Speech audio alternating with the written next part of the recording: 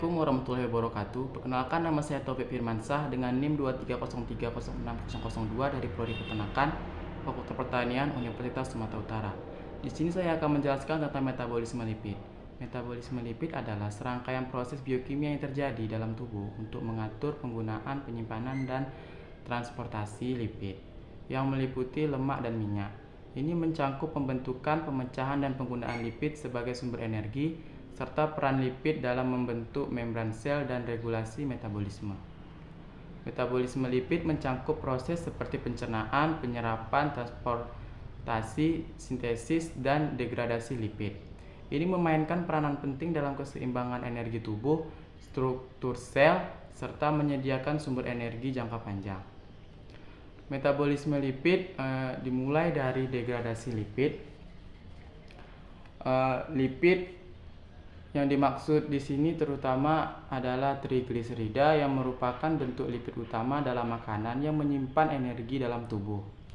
Selanjutnya itu ada lipid terabsorpsi.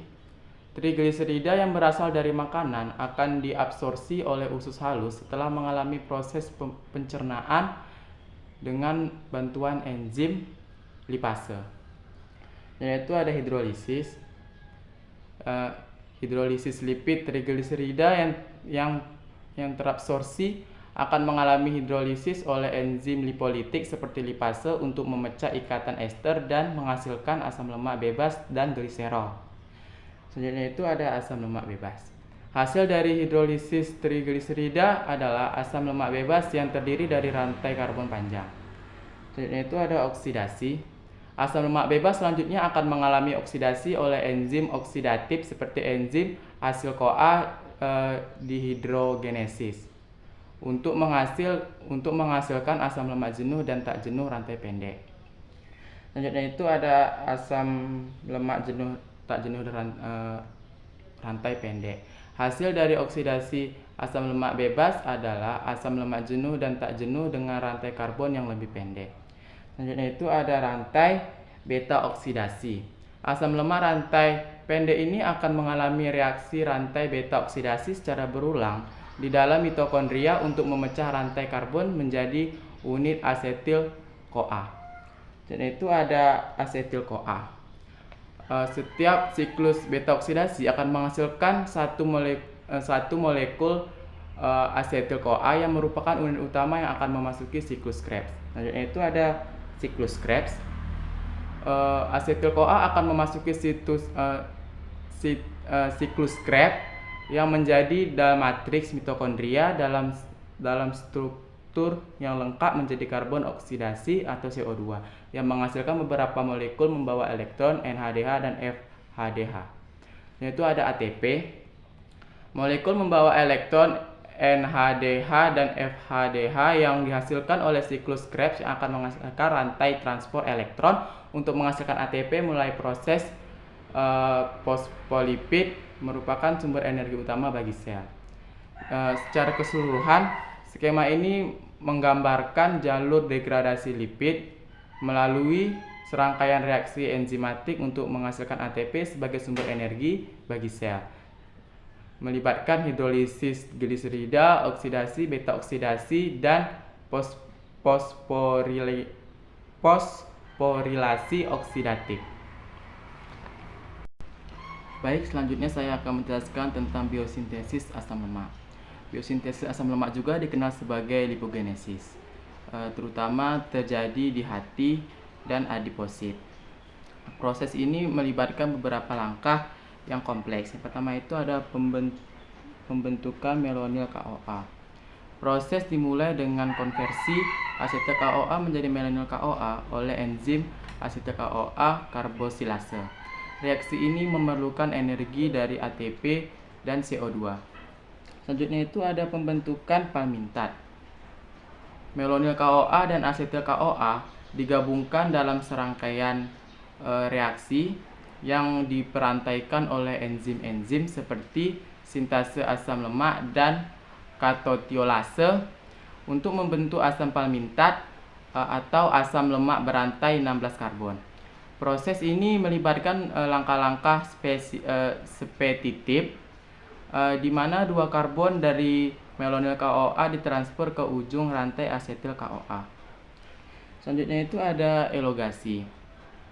Palmitat dapat diubah menjadi asam lemak yang lebih panjang melalui proses elongasi yang terjadi di retikulum endoplasma. Proses ini melibatkan penambahan 2 karbon pada ujung karbon karboksil dari asam lemak oleh enzim spesifik. Selanjutnya itu ada desaturasi. Asam lemak jenuh seperti palmitat dapat diubah menjadi asam lemak tak jenuh melalui proses desaturasi. Enzim-enzim desaturase memasukkan ikatan rangkaian ganda di dalam rantai asam lemak. Selanjutnya saya akan menjelaskan tentang biosintesis triasilglycerol. Triasilglycerol juga dikenal sebagai lipogenesis. Adalah proses di mana tubuh menghasilkan trigliserida dari prekursor seperti glukosa atau asam amino. Yang pertama itu ada pembentukan gliserol 3-fosfat. Gula atau glukosa diubah menjadi gliserol 3-fosfat melalui jalur glikolisis atau melalui lintasan glucogenesis dalam hati. Selanjutnya itu ada aktivasi asam lemak. Asam lemak diaktifkan oleh enzim asam lemak koenzim A sintetase pembentukan asetil KOA. Selanjutnya itu ada penggabungan asam lemak dengan gliserol 3-fosfat.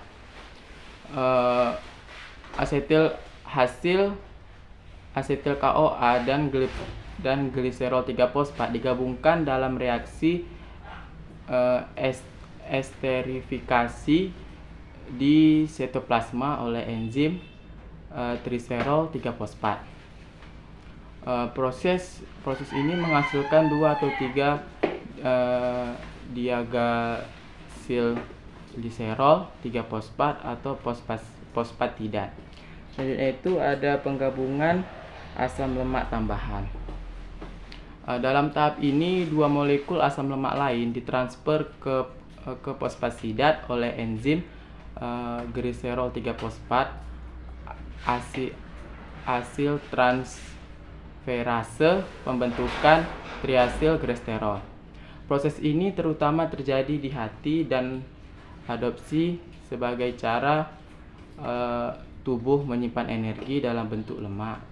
Transport glycerol ini yang dihasilkan kemudian dapat disimpan ke dalam sel adiposit atau dilepas ke dalam darah sebagai sumber energi yang dibutuhkan oleh jaringan lainnya. Baik, di sini saya akan menjelaskan tentang biosintesis fosfolipid, melibatkan beberapa langkah yang kompleks. Yang pertama itu ada pembentukan asetil KOA. Asam lemak diaktifkan dengan mengoperasikannya dengan molekul koenzim membentuk asetil KOA. Selanjutnya itu ada pembentukan gliserol fosfat. Gliserol 3-fosfat dihasilkan dari glikolisis atau lintasan pentosa fosfat. Gliserol 3-fosfat kemudian digunakan sebagai dasar struktural untuk fosfolipid. Selanjutnya itu ada penggabungan asam lemak dengan gliserol fosfat. Asetil KOA dan gliserol 3-fosfat bergabung dalam reaksi esterifikasi pembentukan fosfatidat. Selanjutnya itu ada modifikasi struktural. Fosfatidat dapat mengalami modifikasi struktural tambahan untuk menghasilkan berbagai jenis fosfolipid. Misalnya penambahan gugus fosfatidi, serin, etanolamin atau kolin pada posisi 3 dari fosfatidat menghasilkan fosfatadi serin. Selanjutnya itu ada reaksi penukaran.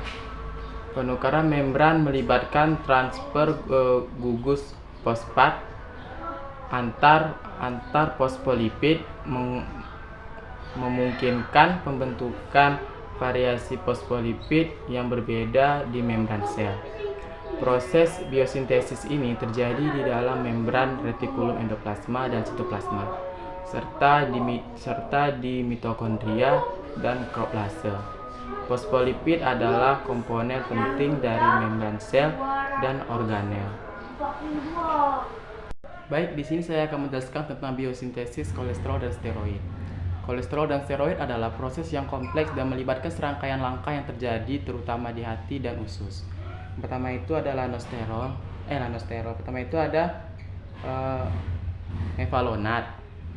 Proses dimulai dengan pembentukan mevalonat dari asetil-CoA melalui serangkaian reaksi biokimia yang disebut jalur mevalonat. Langkah awal ini dikatalisis oleh enzim HMG-CoA reduktase yang merupakan langkah regulasi utama dalam sintesis kolesterol. Selanjutnya itu ada konversi pembentukan mevalonat menjadi lanosterol. Mevalonat diubah menjadi lanosterol melalui serangkaian reaksi yang melibatkan enzim-enzim seperti squalanestase dan lanosterol-stase. Selanjutnya itu ada modifikasi lanosterol.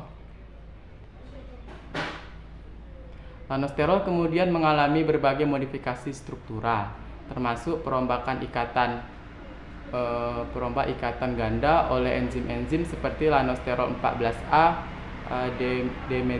dimetilase dan lanosterol 8A hidrosilase. Selanjutnya itu ada pembentukan kolesterol. Lanosterol kemudian diubah menjadi kolesterol melalui serangkaian reaksi tambahan termasuk penghilangan gugus metil dan modifikasi struktural lainnya. Selanjutnya itu ada sintesis steroid.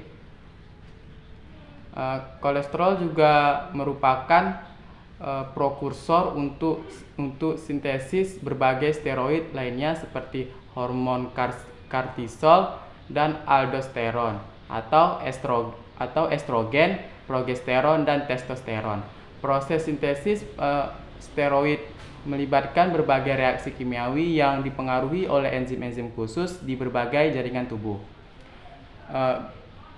Biosintesis kolesterol dan steroid penting untuk berbagai fungsi tubuh termasuk pembentukan membran sel, produksi hormon, dan sintesis vitamin D dalam tubuh. Kolesterol juga dapat disimpan dalam bentuk ester. Kolesterol dijadikan adiposa di hati. Sekian video dari saya, lebih dan kurang saya mohon maaf. Saya akhiri, wassalamualaikum warahmatullahi wabarakatuh.